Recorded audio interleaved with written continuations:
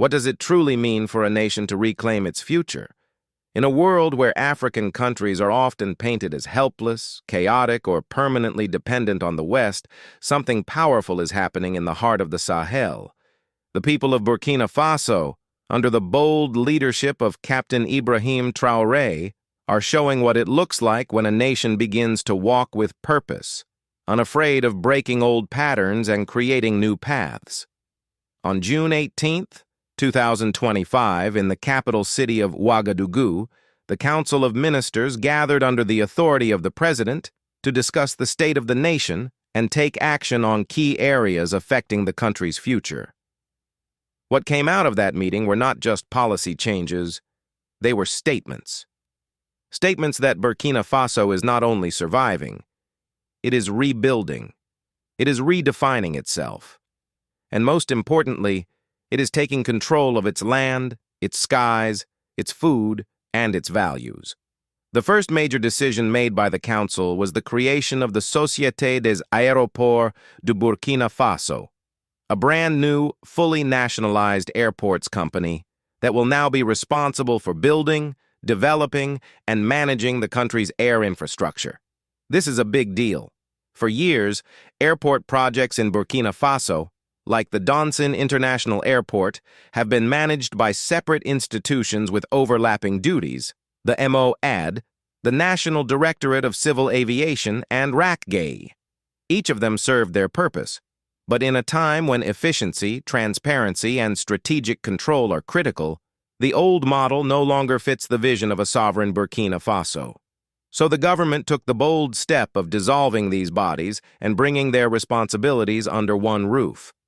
This new company won't just manage runways, it will symbolize economic freedom. In the global economy, airports are more than travel hubs. They are engines of commerce, tourism, trade, and investment. When a nation owns its airports, it owns the gateway to its own growth. It's no longer waiting for external powers to decide who lands and who lifts off. This move shows that Burkina Faso is no longer content being a passive participant in the global system. It's standing up and saying, "We will fly on our own terms." But the transformation isn't only happening in the skies. It's happening deep in the soil, in the fields and farmlands where real sovereignty begins. One of the most encouraging updates during the June 18th Council meeting was the report on the 2024 to 2025 dry season agricultural campaign. While many regions across the globe are facing food insecurity, Burkina Faso is celebrating a successful harvest season.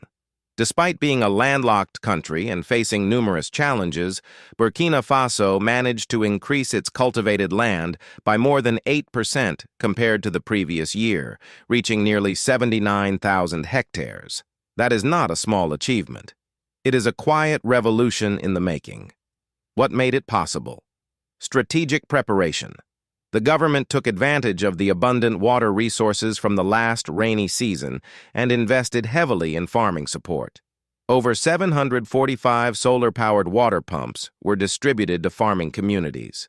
More than 843 tons of quality seeds were made available to producers, and the state subsidized over 11,000 tons of fertilizers to lower production costs and make farming more profitable.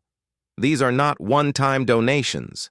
They are part of a clear, intentional policy to make Burkina Faso self-reliant in food production.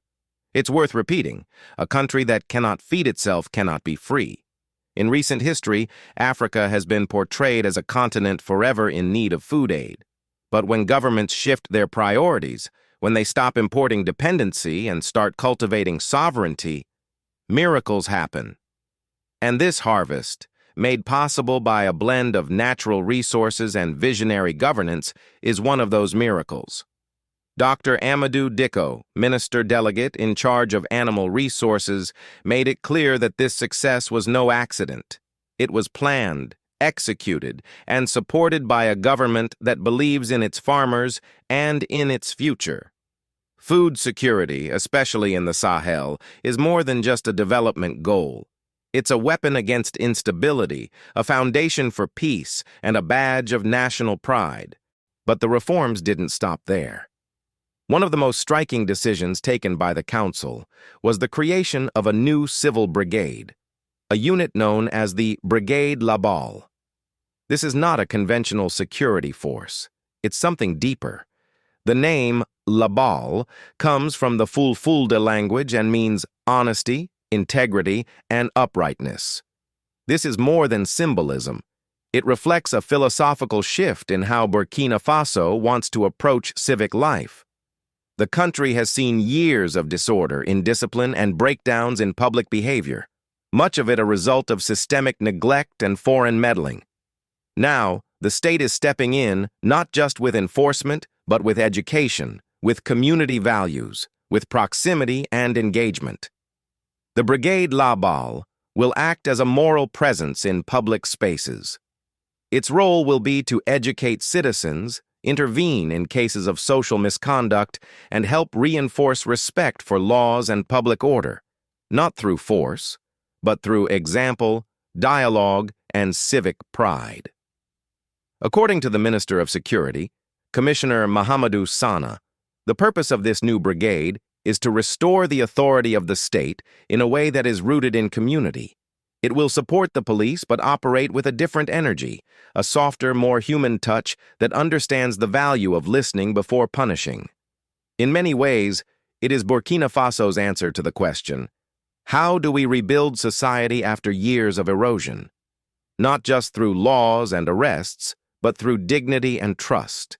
These three major initiatives, a national airport company, a successful farming campaign, and the launch of a civic brigade, together paint a clear picture of where Burkina Faso is going. This is no longer a country begging for solutions. It is building them. From infrastructure to agriculture to social behavior, the nation is aligning its systems with its values. It's saying no to external dependency and yes to African-led development. And this is why the leadership of Captain Ibrahim Traoré matters. His administration is not perfect, and the challenges ahead are immense. But what he represents is a break from the old way, a rejection of puppet governance, a refusal to dance to the tune of outside powers, and a deep belief in Burkina Faso's ability to shape its own destiny. And to all of you watching from across Africa and beyond, the message is clear. This is not just a Burkinabè story. This is an African story. This is what it looks like when a country stops waiting for the world to rescue it and starts rescuing itself. It's what happens when citizens demand more and governments rise to the occasion. And it's proof that with the right leadership and vision, even the most fragile states can become examples of strength. At Voice of Africa, we believe in telling these stories, not because they are perfect, but because they are real.